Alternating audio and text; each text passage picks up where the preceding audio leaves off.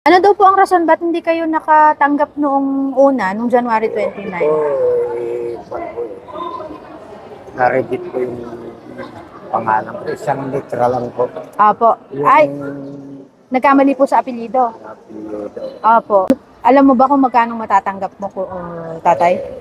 Ang nag-utak ko nun, dalawa na bibigyan. Ilang taon ka na, tay? 78 na Taga saan po kayo? sa rice. Saan mo naman gagamitin tayo itong matatanggap mo ngayon Pambili ko ng pagkain. ng pagkain?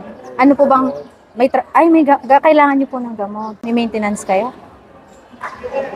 Minsan umiinom dahil walang pambili. Anong klase? Hindi na lang ako sa mga anak ko. Punti-punti. Yun lang. Yung asawa niyo po? Ay, hindi na makatrabaho. 4-piece po, miyembro kayo. Natanggal na po kami, madam. Ilang taon po kayong miyembro ng 4-piece? Isang